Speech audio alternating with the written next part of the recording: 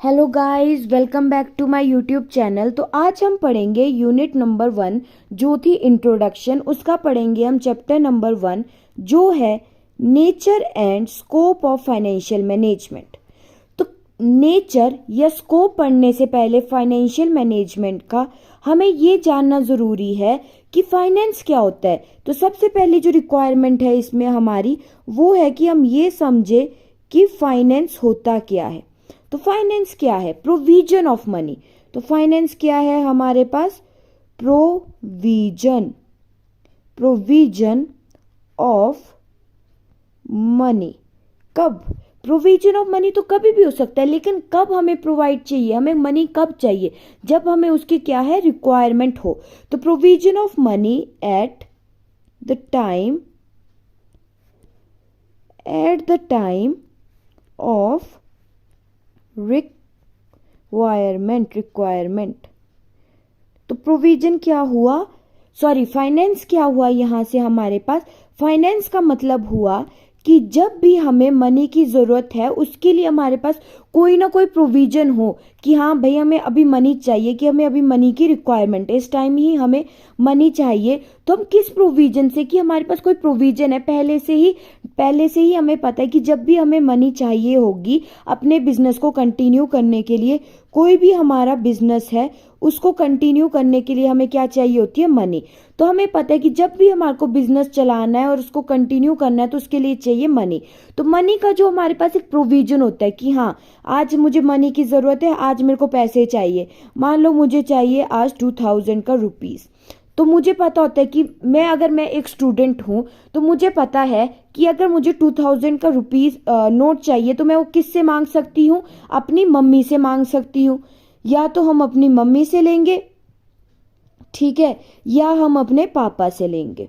तो वो क्या है, हमारा एक तरह से प्रोविजन है। हमने प्रोविजन बनाया हुआ है कि अगर हमें पैसे चाहिए तो हम या मम्मी से लेंगे या तो पापा से लेंगे। वैसे ही फाइनेंस होता है कि जब हमारी रिक्वायरमेंट है, जब हमें नीड है मनी की, उस टाइम पे जब हमारे को जिस प्रोविजन से हमें पैसे मिलते हैं उसको हम क्या बोल देते हैं? उसको हम बोलते हैं फाइनेंस। ठीक है, वो क्या बोला जाता है? फाइनेंस। अब देखो कोई भी बिजनेस है, ठीक है, कोई भी बिजनेस है या एंटरप्राइज है, चाहे वो बड़ी हो चाहे वो छोटी हो, मतलब किसी भी तरह का बिजनेस है, उसको क्या चाहिए होता है? फाइनेंस चाहिए होता है, ताकि वो जो है अपने बिजनेस को क्या कर सके? रन कर सके। ठीक है, क्योंकि बिना मनी के कोई भी काम आज के टाइम में पॉसिबल नहीं है। और मनी किससे रिलेटेड है हमारे यहाँ? फाइनेंस से। तो कोई भी बिजनेस है, चाहे वो बड़ा हो चाहे छोटा हो, उसके लिए क्या चाहिए हमें? उसके लिए चाहिए हमें फाइनेंस। तो आज के टाइम में ना हम ये भी बोल सकते हैं कि जो हमारा फाइनेंस है, वो क्या है? Life blood of an enterprise. जो ये लाइन है, लाइफ ब्लड ऑफ एन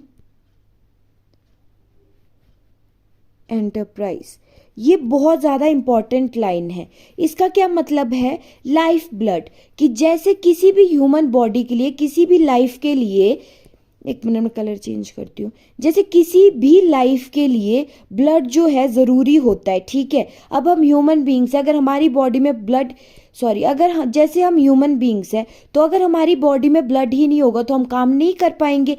वैसे ही कोई भी एंटरप्राइज है, ठीक है, कोई भी एंटरप्राइज है, अगर उसके पास फाइनेंस नहीं है तो वो भी रन नहीं कर पाएगी। इसीलिए फाइनेंस को जो है life blood of an enterprise बोला गया है। ठीक है, ट्रेडिशनल टाइम में जो हमारा फाइनेंस था उसको जो है 2 टाइप्स में क्लासिफाई किया गया था। एक होता है पब्लिक फाइनेंस और एक होता है प्राइवेट फाइनेंस। ठीक है, तो जो ट्रेडिशनल टाइम था उसमें हमने फाइनेंस को 2 तरह से क्लासिफाई किया था। एक किया था पब्लिक फाइनेंस और दूसरा किया था प्राइवेट फाइनेंस। ठीक है, तो जैसे हमने देखा था कि जो फाइनेंसेस होते हैं वो होते हैं 2 तरह के, एक होता है पब्लिक फाइनेंस और एक होता है प्राइवेट फाइनेंस। ठीक है, तो पब्लिक फाइनेंस में हमारे पास क्या क्या चीज़ें आती है? तो पब्लिक का क्या मतलब हुआ? पब्लिक का मतलब होता है, जैसे पब्लिक मतलब लोगों के लिए, जो लोग, जिसमें लोग जो है, पब्लिक जो है वो रिलेटेड है, उसको हम क्या बोलते हैं, पब्लिक फाइनेंसेस। तो पब्लिक के लिए क्या क्या चीज़ें होती है, तो पब्लिक के लिए क्या होता है, जैसे पब्लिक के लिए होते हैं government institutions, central government, state government, local self government, इन सब के जो भी फाइनेंसेस हैं वो किस में आ जाते हैं हमारे पास, पब्लिक फाइनेंस में, क्योंकि ये जितने भी सारे इंस्टीट्यूट है पब्लिक के लिए होते हैं, इसीलिए इसको जो है हम क्या बोल देते हैं, पब्लिक फाइनेंस। ठीक है, उसके बाद आता है हमारे पास प्राइवेट फाइनेंस। तो प्राइवेट का क्या मतलब हुआ कि किसी पर्सन की अपनी प्राइवेट के लिए, मतलब एक इंडिविजुअल की या जो एक ऑर्गेनाइजेशन है उसके प्राइवेट बिजनेस को या उसकी प्राइवेट डेली नीड्स को मैनेज करने के लिए जो फाइनेंसेस है उसको हम किस में इंक्लूड करते हैं, प्राइवेट वाले में। तो प्राइवेट में हमारे पास क्या क्या आ जाते हैं, personal finance, business finance, finance of NPO. तो पर्सनल फाइनेंस का क्या मतलब हुआ, तो पर्सनल फाइनेंस का मतलब हुआ कि कोई एक इंडिविजुअल है, ठीक है, किसी एक इंडिविजुअल की जो डेली नीड्स है, इंडिविजुअल की डेली नीड्स को मैनेज करने के लिए जो फाइनेंसेस होते हैं उसको हम किस में इंक्लूड करते हैं, पर्सनल फाइनेंस में। ठीक है, वैसे ही आ जाता है, अब हमारे पास आया बिजनेस फाइनेंस। तो कोई भी ऐसा फाइनेंस जो किसी बिजनेस से रिलेटेड है, किस चीज से रिलेटेड है, बिजनेस से। ठीक है, किसी बिजनेस से रिलेटेड है, चाहे वो इंडस्ट्री की हो, ठीक है, चाहे इंडस्ट्री हो, चाहे कोई ट्रेड हो, ठीक है, तो उस चीज, मतलब कोई भी बिजनेस से रिलेटेड फाइनेंस है, चाहे वो इंडस्ट्री का हो, चाहे ट्रेड का हो, चाहे कोई भी कॉमर्स रिलेटेड एक्टिविटी है, चाहे कोई भी कॉमर्स रिलेटेड एक्टिविटी है, वो हमारे पास किस में आ जाती है, बिजनेस फाइनेंस में। ठीक है, उसके बाद लास्ट में आता है हमारे पास, एक मिनट, उसके बाद लास्ट में आता है हमारे पास एनपीओ। एनपीओ क्या होता है, एनपीओ क्या होता है हमारे पास, नॉन प्रॉफिट ऑर्गेनाइजेशन। तो कोई भी ऐसी प्रैक्टिसेस या कोई भी ऐसे प्रोसीजर जो किस चीज के लिए इन्वॉल्व है, जैसे एनपीओ क्या होता है, नॉन प्रॉफिट ऑर्गेनाइजेशन, तो उसमें आ जाता है जैसे हम किसी चैरिटेबल पर्पस के लिए जो फाइनेंस इकट्ठा करते हैं, चैरिटेबल पर्पस के लिए हो, चाहे किसी एजुकेशन के लिए हो, ठीक है, मतलब जो भी नॉन प्रॉफिट ऑर्गेनाइजेशन के हैं फाइनेंस, वो किस में आ जाते हैं, प्राइवेट में, क्योंकि वो किसी एक इंडिविजुअल की, वो किसी पब्लिक उसके लिए हम यूज नहीं कर रहे, वो हम किसी, मतलब किसी जैसे एजुकेशन के लिए, चैरिटेबल पर्पस के लिए, तो वो एक प्राइवेट इंस्टीट्यूट है, उसके लिए जो है हम फाइनेंस यूज कर रहे हैं, तो इसलिए ये किस में आ जाते हैं, प्राइवेट में। ठीक है, तो ये अब हमने डिस्कस किए कि फाइनेंस जो है कितने तरह के होते हैं। ओके, तो अब जो है हम फाइनेंशियल मैनेजमेंट का जो है मीनिंग जानेंगे कि जो हमारे पास फाइनेंशियल मैनेजमेंट है इसका मीनिंग क्या होता है, वो हम अब डिस्कस करेंगे। तो जैसे कि नाम से ही पता चल रहा है फाइनेंशियल मैनेजमेंट, कि फाइनेंस को जो है, कि जो हमारा फाइनेंस है हमें उसको क्या करना है, मैनेज करना है, उसी चीज को क्या बोलते हैं हम, फाइनेंशियल मैनेजमेंट। तो जैसे इसकी फर्स्ट डेफिनेशन दी है, that part of the management activity which is concerned with the planning and controlling of the firms financial resources.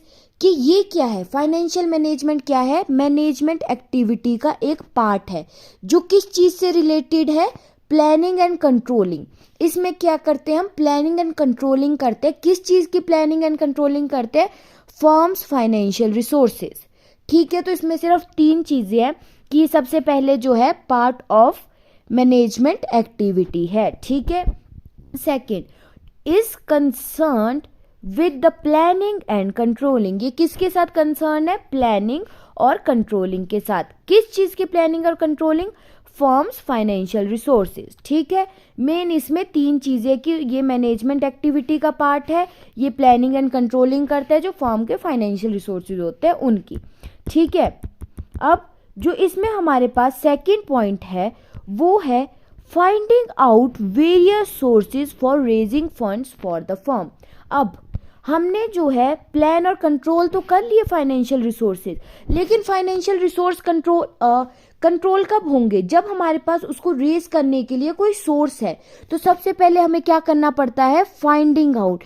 सबसे पहले जो है हमें सोर्स ढूंढने पड़ते हैं ताकि जो है हम फंड को रेज कर सके। ठीक है, हम प्लान और कंट्रोल तो तब करेंगे ना, प्लान तो चलो पहले कर सकते हैं एडवांस में, लेकिन जो फाइनेंशियल रिसोर्स है उसको कंट्रोल कब करेंगे, जब हमारे पास फाइनेंस होगा।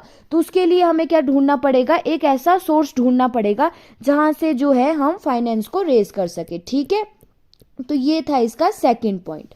अब आए हम थर्ड पॉइंट पे, जो है the sources must be suitable and economical for the needs of business.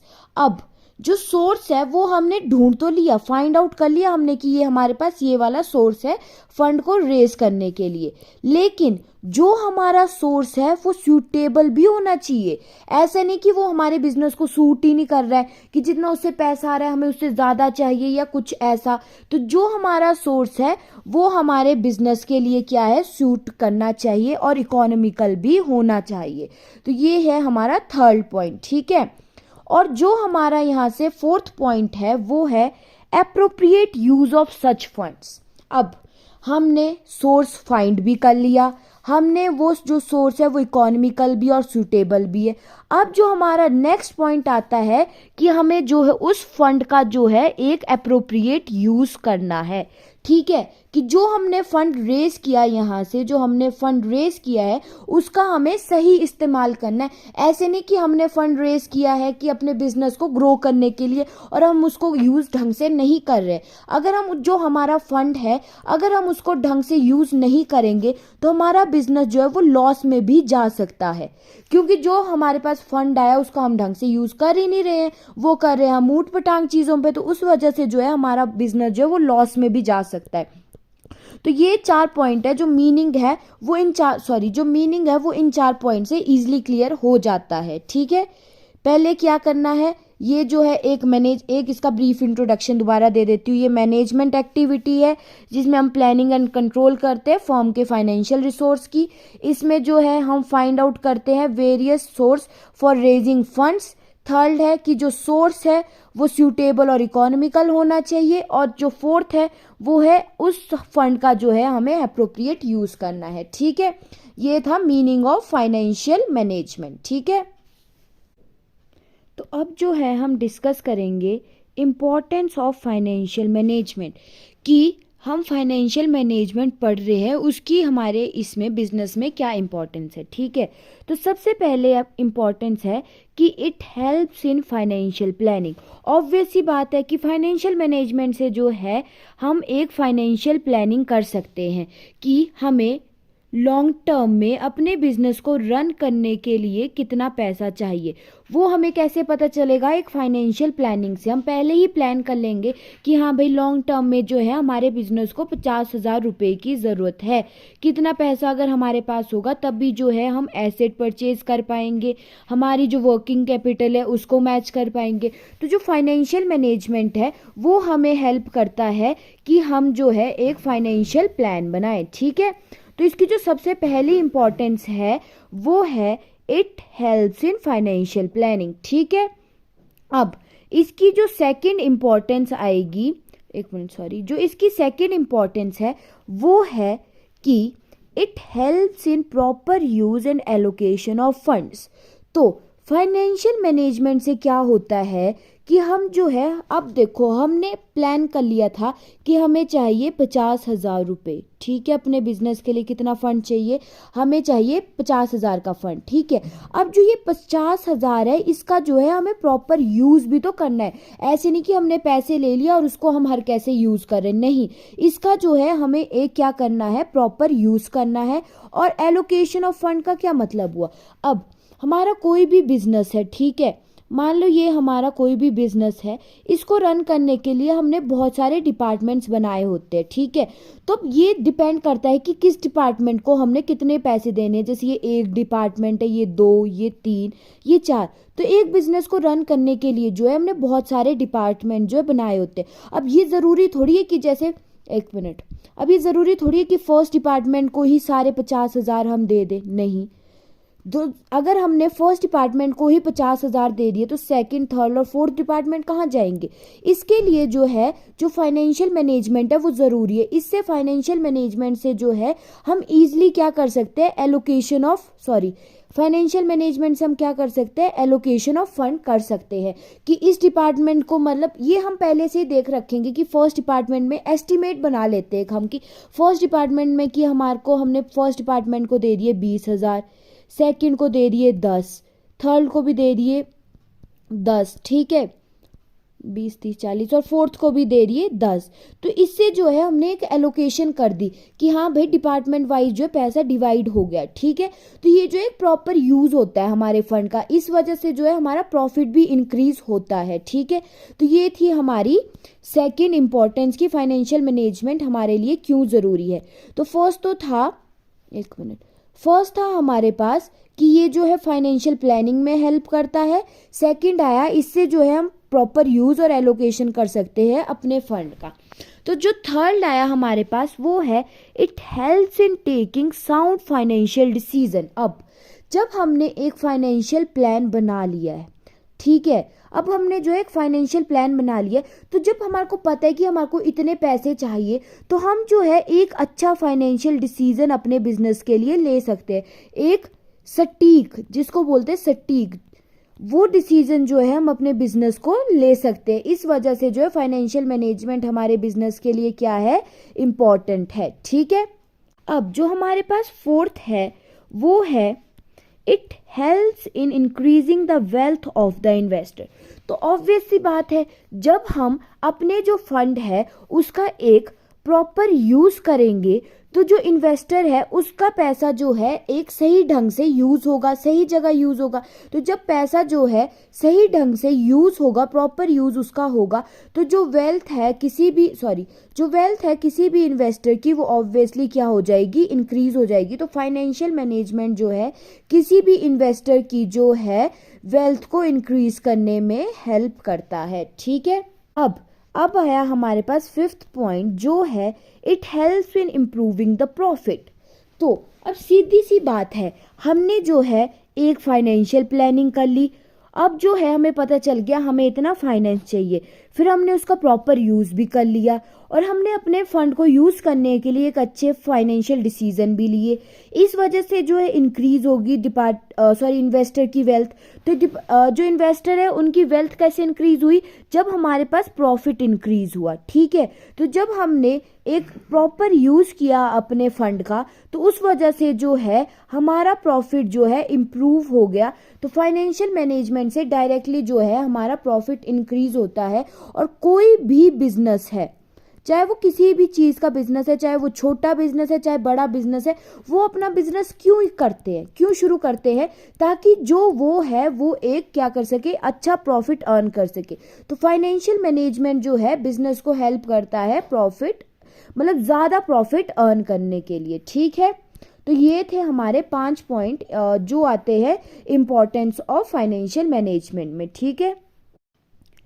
अब जो है हम डिस्कस करेंगे स्कोप ऑफ फाइनेंशियल मैनेजमेंट, कि जो हमारा फाइनेंशियल मैनेजमेंट है उसका स्कोप क्या क्या है वो हम अब डिस्कस करेंगे, ठीक है। तो जो सबसे पहला इसका स्कोप है वो है एस्टिमेटिंग फाइनेंशियल रिक्वायरमेंट, ठीक है। तो इससे हम क्या समझते हैं कि जो हमारा फाइनेंशियल मैनेजर होता है ना, जो हमारा यहाँ फाइनेंशियल मैनेजर है, उसका सबसे पहला काम क्या होता है कि वो जो है एस्टिमेट करे, वो क्या करे, एस्टिमेट करे कि हमारे बिजनेस की जो फाइनेंशियल रिक्वायरमेंट है वो कितनी है। तो उसका सबसे पहला काम क्या होता है, उसको एस्टिमेट करना। जो हमारा शॉर्ट या लॉन्ग टर्म फाइनेंसेस होते हैं वो उसको क्या करता है, एस्टीमेट करता है। जो भी हमारे शॉर्ट या लॉन्ग टर्म फाइनेंसेस होंगे वो उसको क्या करेगा, एस्टीमेट करेगा, ठीक है। इस पर्पस के लिए जो उसने ये फाइनेंसेस जो है एस्टीमेट करने हैं, इस पर्पस के लिए वो एक क्या बनाता है, वो एक फाइनेंशियल प्लान करता है, ठीक है। इस पर्पस के लिए वो क्या बनाता है, एक फाइनेंशियल प्लान बनाता है, प्रेजेंट के लिए भी, अभी के लिए भी और फ्यूचर के लिए भी वो क्या बनाता है, एक फाइनेंशियल प्लान बनाता है, ठीक है। और वो किस चीज़ को ध्यान में रख के जो है फाइनेंशियल प्लान बनाता है, वो इस चीज़ को ध्यान में रखता है कि उसको फिक्स्ड एसेट कितने चाहिए, कि उसकी फिक्स्ड एसेट की रिक्वायरमेंट कितनी है, और वर्किंग कैपिटल के लिए उसे कितना फाइनेंस चाहिए, ठीक है, वर्किंग कैपिटल के लिए उसको कितना फाइनेंस चाहिए, इन दो चीज़ों को ध्यान में रखते हुए वो क्या बनाता है, अपना फाइनेंशियल प्लान। ठीक है, इतनी बात समझ आ गई। तो जो हमारा ये फाइनेंशियल प्लान बनता है, एक मिनट, जो हमारा ये फाइनेंशियल प्लान बनता है ये किस बेसिस पे बनाना चाहिए, ये जो है हमें हमेशा फाइनेंशियल प्रिंसिपल्स पे ही बनाना चाहिए। ये किस पे बनाना चाहिए, हमें फाइनेंशियल प्रिंसिपल्स पे, क्योंकि जो प्रिंसिपल पहले से ही फाइनेंस के लिए सेट किए गए हैं, अगर हम उनको ध्यान में रखते हुए अपना फाइनेंशियल प्लान बनाते हैं तो ना हमारे पास जो हमारा फाइनेंस है उसका एक्सेस होगा, ना हमारे पास उसकी जो है कमी होगी। ठीक है, ना हमारे पास वो कम होगा, ना हमारे पास वो ज़्यादा होगा। जितना हमें चाहिए उसके अप्रॉक्सीमेट, उसके थोड़ा सा आगे पीछे होगा, लेकिन ऐसा नहीं है कि उसकी वैल्यू जो है बहुत ही ज़्यादा बढ़ जाएगी फाइनेंस की, बहुत ही ज़्यादा कम हो जाएगी। क्योंकि देखो क्या होता है, अगर जो हमारा फाइनेंस है अगर वो एक्सेस हो जाए, ठीक है, तो क्या होगा, तो जो बिजनेस में लोग इन्वॉल्व हैं वो उसका एक्सेस यूज़ करेंगे, एक तरह से वो उस फाइनेंस का क्या करेंगे, मिसयूज़ करेंगे। और जब मिसयूज़ होगा उसका, तो जो हमारे इन्वेस्टर्स हैं उनको प्रॉफिट क्या होगा, उनका जो प्रॉफिट है वो रिड्यूस हो जाएगा। ठीक है, क्योंकि उसका जो हमारा फाइनेंस है उसका क्या हो रहा है, मिसयूज हो रहा है। ठीक है, और अगर मान लो हमारे पास उसकी शॉर्टेज हो जाए, ठीक है, एक तो हमने पढ़ा ना कि हमारे पास जो है एक्सेस है, फाइनेंस अगर एक्सेस हो जाए तो उसका मिसयूज होता है और इन्वेस्टर का प्रॉफिट डाउन चला जाता है। सेकंड आया कि अगर हमारे पास जो है फाइनेंस की शॉर्टेज हो जाए तब क्या होगा, अब शॉर्टेज होगी तो जो हमारी डे टू डे एक्टिविटीज़ हैं वो अफेक्ट करेंगी उसको, उसके ऊपर इसका डायरेक्टली अफेक्ट पड़ेगा। क्योंकि अगर हमारे पास फाइनेंस ही कम है तो जो हमारी डे टू डे एक्टिविटीज़ है वो लिमिटेड हो जाएंगी। क्या हो जाएंगी, वो एक पॉइंट पे आके लिमिटेड हो जाएंगी। फिर हमें दोबारा से प्लान करना पड़ेगा कि हमें फाइनेंस चाहिए, फिर हमें फाइनेंस रेज करना पड़ेगा। ठीक है, तो उस वजह से क्या होगा कि हमारी डे टू डे एक्टिविटीज़ जो है, सॉरी, जो हमारी डे टू डे एक्टिविटीज़ है वो सफ़र करेगी इस वजह से। तो इसके लिए तो सबसे पहली इसकी क्या रिक्वायरमेंट है कि एस्टिमेटिंग फाइनेंशियल रिक्वायरमेंट। तो ये सबसे पहला स्कोप है, ताकि हमें पता चले कि हमें शॉर्ट और लॉन्ग टर्म फाइनेंस के लिए कितना चाहिए। उसके लिए हम करते हैं फाइनेंशियल प्लान, और फाइनेंशियल प्लान हम दो चीज़ों को ध्यान में रख के करते हैं, एक फिक्स्ड एसेट और एक वर्किंग कैपिटल। और ना जो है हमारा एक्सेस होना चाहिए ये फाइनेंस, ना ही हमारे पास उसकी शॉर्टेज होनी चाहिए। ठीक है, ये इतना फर्स्ट पॉइंट जो वो समझ आ गया। तो अब जो सेकंड पॉइंट हमारे पास आया वो आया डिसाइडिंग कैपिटल स्ट्रक्चर। अब हमने अपने फाइनेंस का एस्टिमेट तो लगा लिया कि हमें जो है इतना फाइनेंस चाहिए। ठीक है, अब हमने वो एस्टिमेट तो लगा लिए। अब जो सेकंड इसका स्कोप आता है वो आता है डिसाइडिंग कैपिटल स्ट्रक्चर, कि मान लो हमारे पास 50,000 रुपये का हमें चाहिए फाइनेंस, तो ये किस सोर्स से आएगा, हमें जो है उस सोर्स को देखना पड़ेगा कि जो हमारे हमने अपना फंड रेज करना है वो कौन सी सिक्योरिटी से जो है हम रेज करेंगे। हम आपको सबसे बेस्ट सिक्योरिटी या सबसे बेस्ट वे ढूंढना होता है जिससे जो है हम फंड को रेज कर सके। ठीक है, तो जैसे हमारे पास है हमारी वर्किंग कैपिटल, तो वर्किंग कैपिटल किस लिए हम यूज़ करते हैं, अपनी डे टू डे एक्टिविटीज़ के लिए। तो ऐसे शॉर्ट टर्म के लिए तो हम इसके लिए कैश क्रेडिट या ओवरड्राफ्ट पे डिपेंड कर सकते हैं कि चल शॉर्ट टर्म के लिए हम वर्किंग कैपिटल के लिए कैश क्रेडिट यूज़ कर लेते हैं या ओवरड्राफ्ट कर यूज़ कर लेते हैं। लेकिन जब हमें वर्किंग कैपिटल अगर हम लॉन्ग टर्म में देखें तो हम सिर्फ इन दो चीज़ों पे ही डिपेंड नहीं रह सकते, हमें इसके लिए लॉन्ग टर्म डेट की भी ज़रूरत पड़ती है। क्योंकि शॉर्ट टर्म के लिए तो चलो चल पड़ता है कि कैश क्रेडिट से ले लिया, ओवरड्राफ्ट से वर्किंग कैपिटल को जो है मैनेज कर लिया। लेकिन जब हम लॉन्ग टर्म बिजनेस में टिकना चाहते हैं तो हमें अपनी वर्किंग कैपिटल को भी मैनेज करने के लिए लॉन्ग टर्म डेट्स लेने पड़ते हैं। तो यही इसमें आता है कि डिसाइडिंग कैपिटल स्ट्रक्चर, यही इसका स्कोप है कि हमें डिसाइड करना होता है कि जब हमें फाइनेंस चाहिए वो किस सिक्योरिटी को रेज करके हमने देखना है कि हम किस सिक्योरिटी को रेज करें जिससे हमें फाइनेंस जो है वो ईजिली मिल जाए। ठीक है, जो हमारा ये डिसीजन होता है कैपिटल स्ट्रक्चर को लेके, ये सबसे ज़्यादा किस चीज़ पे डिपेंड करता है? कॉस्ट ऑफ रेजिंग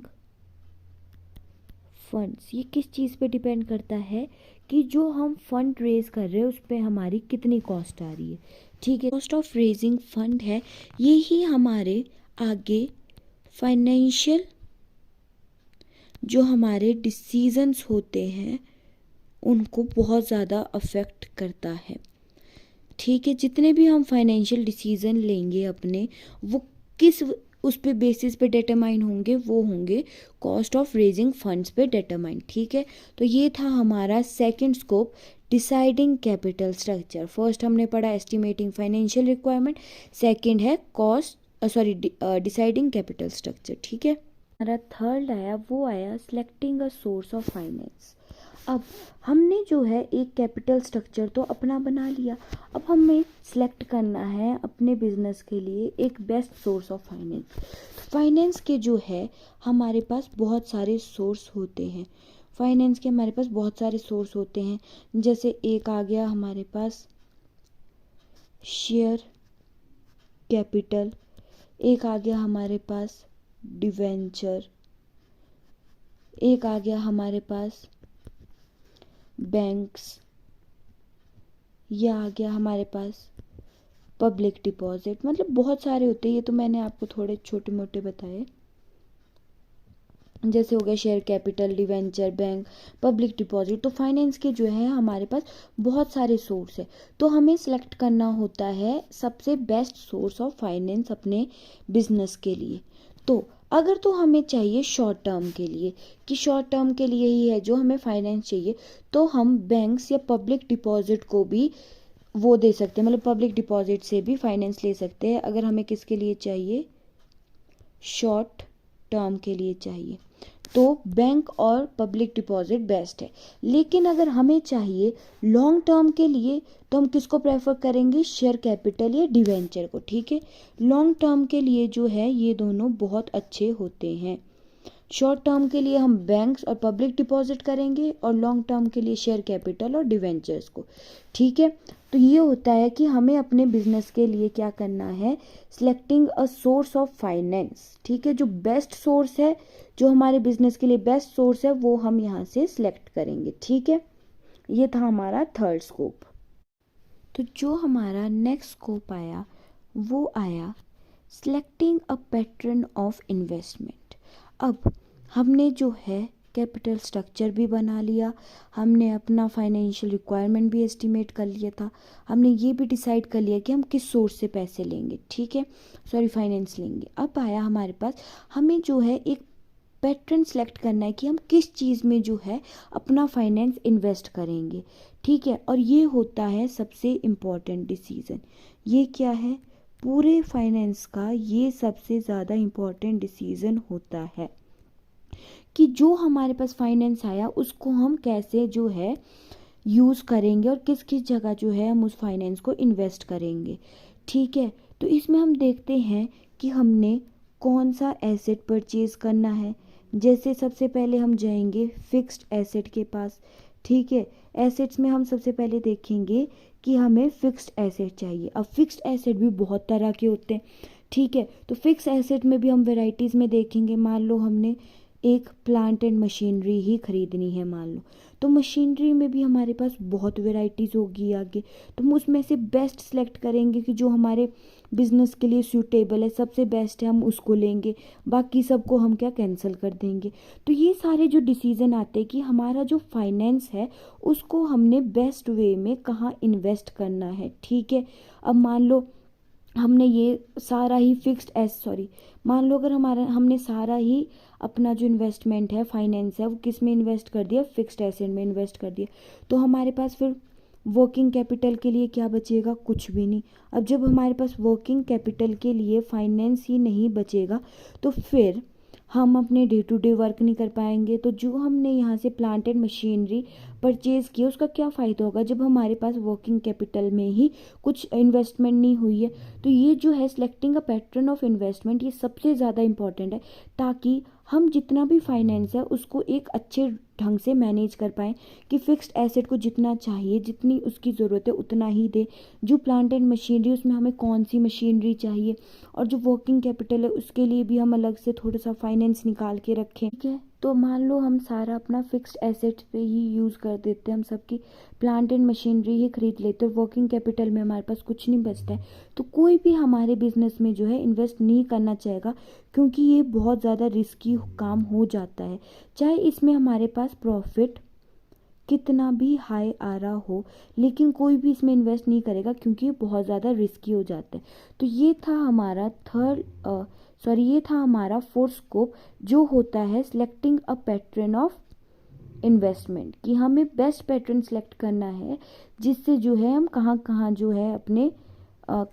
जो है हम अपने फाइनेंस को यूज़ करेंगे। ठीक है, तो जो नेक्स्ट हमारे पास स्कोप है वो है प्रॉपर कैश मैनेजमेंट। अब जो हमारा फाइनेंशियल मैनेजर होता है उसका क्या काम होता है, जो हमारा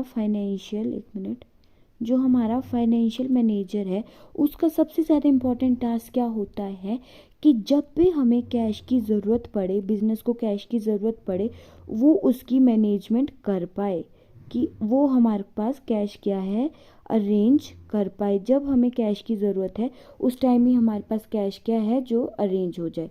ठीक है, तो अब क्या है, कैश की क्यों की ज़रूरत पड़ती है। मान लो जैसे हमारे पास कैश है, ठीक है, हमारे पास कैश है, तो कैश से हम क्या कर सकते हैं, एक हमें चाहिए रॉ मटेरियल, तब भी हमें कैश चाहिए। ठीक है, या हमने क्या पेमेंट करनी है अपने क्रेडिटर्स को, तो उसके लिए भी हमें क्या चाहिए, क्रेडिटर्स, पेमेंट टू क्रेडिटर्स, तब भी हमें कैश चाहिए। ये डेली मतलब जो भी हमारी डेली नीड्स है, डेली नीड्स के लिए भी हमें मतलब जो भी डे टू डे एक्टिविटीज़ है उसके लिए भी हमें कैश चाहिए। ठीक है, तो कैश हमें बहुत सारी चीज़ों के लिए चाहिए, इसीलिए जो हमारा फाइनेंशियल मैनेजर होता है उसकी क्या ड्यूटी बनती है कि जब भी कैश की हमें ज़रूरत पड़े वो हमें कैश क्या है अरेंज करवा के दे। ठीक है, अब हमारे पास जो कैश है वो कहाँ से आ सकता है, हमारे पास कैश आ सकता है कैश सेल से। ठीक है, या आ सकता है कलेक्शन फ्रॉम डेटर, कि हमने जो है जितने भी हमारे डेटर थे उनसे हमने कैश लिया। ठीक है, कलेक्शन फ्रॉम डेटर्स, या हमारे पास कैश आ सकता है बैंक से।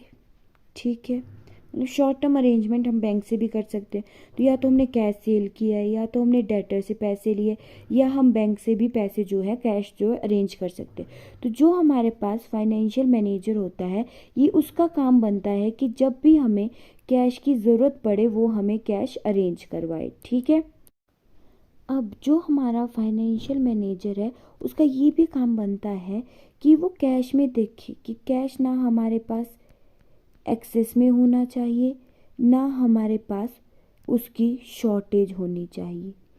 ठीक है, अगर हमारे पास उसकी शॉर्टेज है और हमारे पास कोई क्रेडिटर पैसे मांगने आ गया तो हम उसको जो है कैश नहीं दे पाएंगे, इससे जो है कंपनी की क्रेडिट वर्दीनेस जो है वो कम हो जाती है। कंपनी की क्या क्रेडिट वर्दीनेस जो है वो डाउन हो जाती है, और ये किसी भी कंपनी के लिए बहुत लॉस की बात होती है, क्योंकि जब तुम्हें कोई क्रेडिट पे मतलब कोई भी तुम्हें क्रेडिट पे सामान ही नहीं देगा आगे से, तो तुम अपना बिजनेस रन इजीली नहीं कर पाओगे। तो इम्पॉर्टेंट है कि हमें अपनी क्रेडिट वर्दीनेस बनाए रखनी है, तो इस वजह से जो है हमें जो कैश है उसकी शॉर्टेज नहीं होने देनी है। ठीक है, ये भी किसका काम है, फाइनेंशियल मैनेजर का। और ना हमें उसकी क्या करनी है, एक्सेस करनी है, कि ना हम चाहते हैं कि जो हमारे पास कैश है उसका एक्सेस हो, क्योंकि अगर एक्सेस होगा तो वो उससे ये माना जाएगा कि जो हमारी मनी है या जो हमारा कैश है उसका प्रॉपर यूटिलाइजेशन उसका क्या प्रॉपर यूटिलाइजेशन नहीं हो रहा है, ठीक है, उसका प्रॉपर यूटिलाइजेशन नहीं हो रहा है। तो ये फाइनेंस मैनेजर का काम बनता है कि वो टाइम टू टाइम जो है क्या कैश फ्लो स्टेटमेंट जो है प्रिपेयर करता रहे, ताकि ये पता चले कि हमें हमारे पास इनफ्लो कितना है कैश का और हमारे पास आउटफ्लो कितना है कैश का। इससे जो है हमारा एक कैश की जो है एक जितना हमें कैश चाहिए उतना ही कैश हमारे पास बना रहता है, ठीक है। तो ये प्रॉपर आइडिया हमारे को किससे मिलता है कि कितना हमें कैश चाहिए, वो मिलता है हमारे को कैश फ्लो स्टेटमेंट से, ठीक है। तो ये फाइनेंशियल मैनेजर का ही काम बनता है। तो जो फाइनेंशियल मैनेजमेंट है उसका फिफ्थ स्कोप क्या था, प्रॉपर कैश मैनेजमेंट, ठीक है। तो जो हमारा नेक्स्ट स्कोप है वो है इम्प्लीमेंटिंग फाइनेंशियल कंट्रोल्स। तो हमारे पास बहुत तरह के फाइनेंशियल कंट्रोल्स होते हैं, ठीक है। हमारे पास जो फाइनेंशियल कंट्रोल्स होते हैं वो बहुत तरह के होते हैं। जैसे आ गया first, return on investment. Return on investment, एक आ गया हमारे पास कॉस्ट कंट्रोल, एक आ गया हमारे पास रेशो एनालिसिस। मतलब ऐसे और भी हमारे पास बहुत सारे फाइनेंशियल कंट्रोल्स होते हैं, और जो इनमें से सबसे बेस्ट है वो है return on investment. Return on investment जितना हाई होगा, इसका मतलब है कि रिटर्न ऑन इन्वेस्टमेंट जितना हाई होगा, इसका मतलब है कि जो फाइनेंशियल परफॉर्मेंस है वो उतनी ज़्यादा बेटर थी, कि जो हमारी फाइनेंशियल परफॉर्मेंस है वो उतनी ज़्यादा बेटर थी, ठीक है। ये हम किस लिए चेक करते हैं कि जो हमने स्टार्टिंग में अपने फाइनेंशियल प्लान्स बनाए थे, जो हमने स्टार्टिंग में फाइनेंशियल प्लानिंग की थी, क्या वो ठीक हुई है, जो हमने फाइनेंशियल प्लान्स बनाए थे क्या वो उसी तरीके से अप्लाई हुए जैसे हम चाहते थे। तो उनको चेक करने के लिए हम फाइनेंशियल कंट्रोल्स का यूज़ करते हैं, और सबसे बेस्ट होता है रिटर्न ऑन इन्वेस्टमेंट, ठीक है। और भी हैं, जैसे रेशियो एनालिसिस हो गया, इसके थ्रू भी हम देख सकते हैं कि हमारी जो कंपनी की परफॉर्मेंस है वो कैसी है, ठीक है। ये जो हमारे पास फाइनेंशियल कंट्रोल्स के बहुत सारे वेज हैं, इनसे जो है हम चेक कर सकते हैं कि जो हमने हमारी परफॉर्मेंस है वो कैसी है, और जो हमने प्लानिंग की थी वो सक्सेसफुल हुई या नहीं। तो जो हमारे पास सिक्स स्कोप था फाइनेंशियल मैनेजमेंट का वो था इम्प्लीमेंटिंग फाइनेंशियल कंट्रोल, कि जो हमारे पास फाइनेंशियल कंट्रोल जो भी हमने पढ़े थे रिटर्न ऑन इन्वेस्टमेंट वगैरह, उनको इम्प्लीमेंट करके चेक करना कि हमारी कंपनी की जो है परफॉर्मेंस कैसी है, ठीक है। तो जो हमारे पास लास्ट स्कोप है वो है प्रॉपर यूज़ ऑफ सरप्लसेस, ठीक है। तो ये सबसे ज़्यादा इम्पॉर्टेंट होता है फाइनेंशियल मैनेजमेंट में, ठीक है। तो इसका क्या मतलब है कि जितना भी हमें प्रॉफिट हुआ है उसका जो है हमें सही यूज़ करना है, ठीक है। जो हमारे शेयर होल्डर्स हैं उनको भी हमें सेटिस्फाई रखना है, और हमें अपने पास भी रिटेन्ड अर्निंग्स रखनी है ताकि हम फ्यूचर में उसको यूज़ कर सकें। तो इन दोनों के बीच जो है हमें एक बैलेंस करना पड़ता है। ऐसे नहीं हो कि हम अपने लिए मतलब अपने बिजनेस के लिए बाद में फ्यूचर यूज़ के लिए ज़्यादा रख ले, और शेयर होल्डर्स को जो डिविडेंड दे रहे हैं वो कम हो, इस वजह से जो है शेयर होल्डर्स के बीच क्लैश हो जाएगा, और वो बिज़नेस के लिए ठीक नहीं है।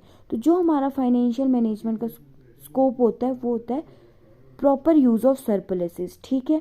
तो जो हमारा प्रॉफिट है उसको हमें शेयर होल्डर्स में भी और रिटेन अर्निंग्स के लिए भी ऐसे यूज़ करना है जैसे इन दोनों के बीच बैलेंस हो, और जो शेयर होल्डर्स हैं वो आपस में क्लैश नहीं करे, ठीक है।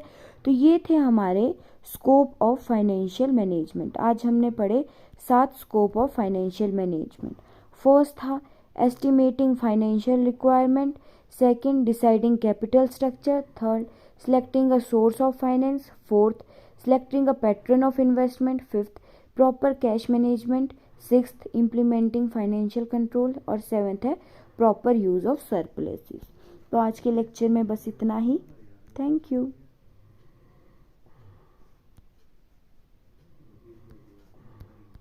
और अगर अच्छा लगा हो तो please like share and subscribe करें, और प्लीज़ सब्सक्राइब कर देना।